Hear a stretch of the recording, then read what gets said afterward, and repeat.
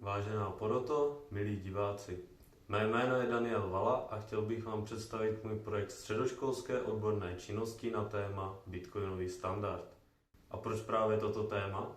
Žijeme v době, kdy inflace v České republice dosahuje nejvyšších hodnot za posledních 25 let a spousta lidí se kvůli tomu ocitne ve finanční tísni. Tato inflace je z velké části způsobena nastavením dnešního finančního systému.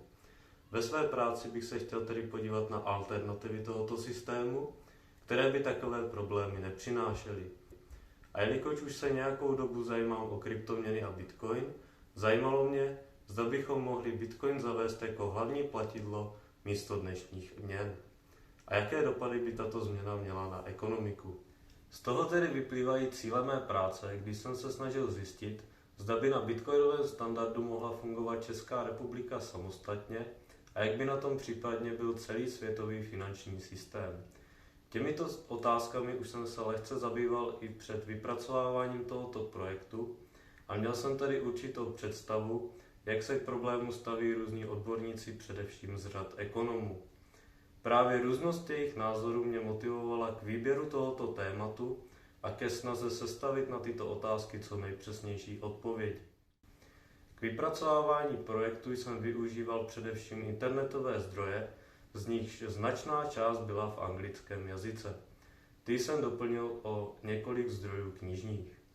Abych získal odpovědi na hlavní projektové otázky, využil jsem metody kvalitativního výzkumu, konkrétně rozhovoru s Filipem Shenem, který pracuje jako finanční kontrolér a analytik v přední evropské energetické společnosti, energetickém a průmyslovém holdingu. A Matějem Baránkem, který už se od svých 15 let věnuje podnikání.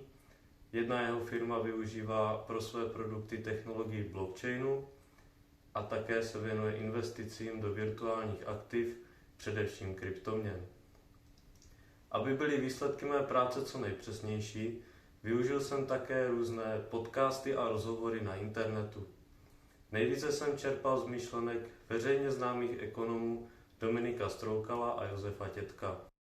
Na začátku práce jsem si vydefinoval několik základních pojmů, jako je inflace, deflace, co jsou to peníze, popsal jsem, jak funguje dnešní finanční systém a jakou roli v něm hrají centrální banky. Také jsem popsal nástroje centrálních bank, kterými ovlivňují monetární politiku.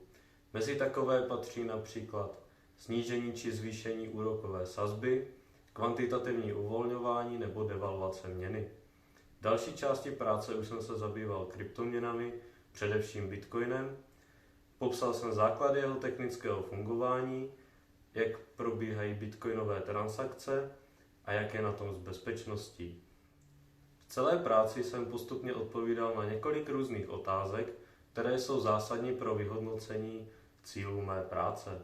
Po vysvětlení inflace jsem se pustil do otázky, zda inflaci potřebujeme k fungování naší ekonomiky a jestli by mírná deflace musela nutně znamenat problém. Dospěl jsem k závěru, že inflaci nutně k fungování ekonomiky nepotřebujeme.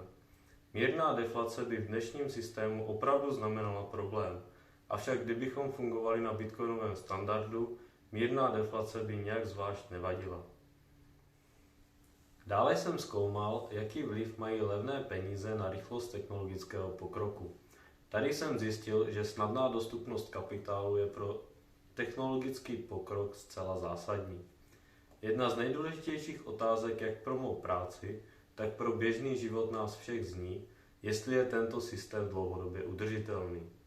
Výsledek mého zkoumání není příliš povzbudivý, jelikož předpovídá, že systém se buď zhroutí z podstaty toho, jak je nastaven, nebo proběhne revoluce organizovaná těmi, který na něm nejvíce tratí, což jsou většinou chudší vrstvy společnosti.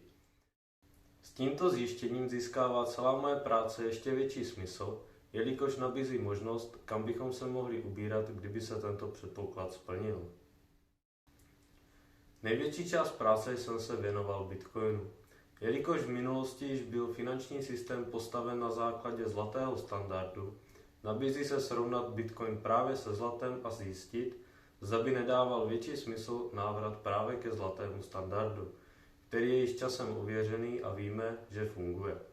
Ovšem zlato má jednu zásadní vlastnost, která je v kontextu peněz v naší moderní společnosti spíše nevýhoda. A to, že je hmotné.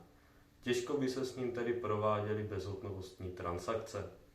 To je hlavní důvod, proč zlato jako peníze už v dnešní době nedávají smysl. Bitcoin se dá oproti dnešním měnám mnohem lépe použít k mezinárodním transakcím. Ty totiž musí u fiat měn probíhat přes nějakého prostředníka třetí strany, kteří si za tyto služby často účtují vysoké poplatky.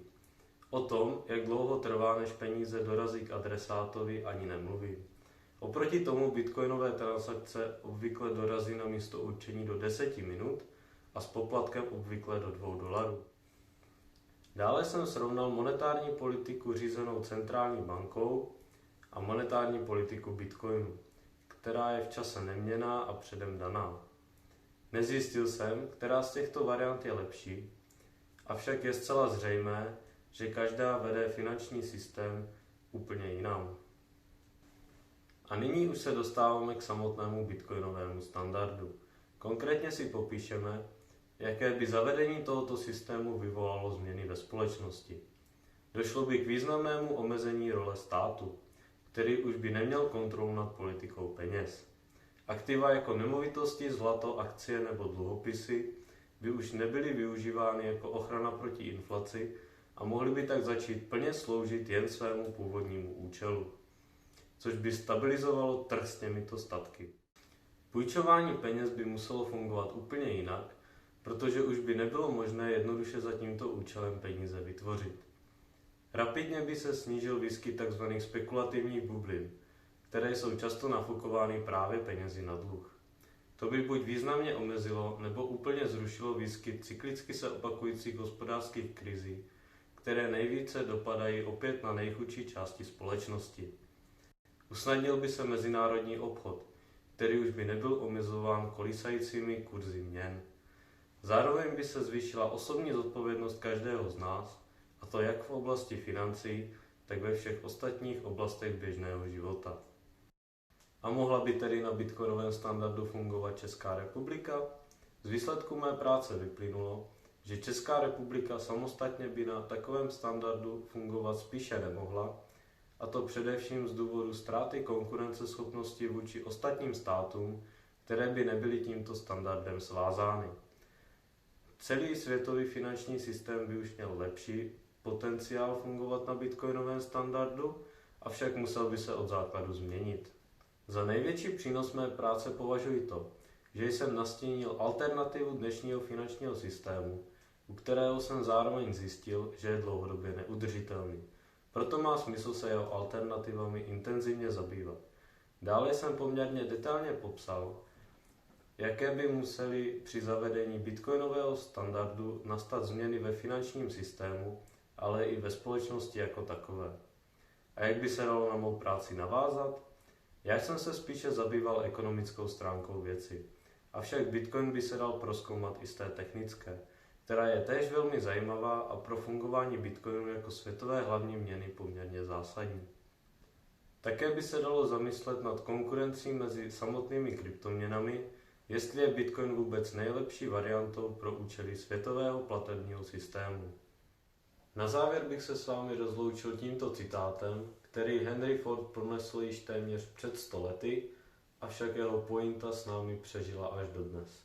Děkuji za pozornost.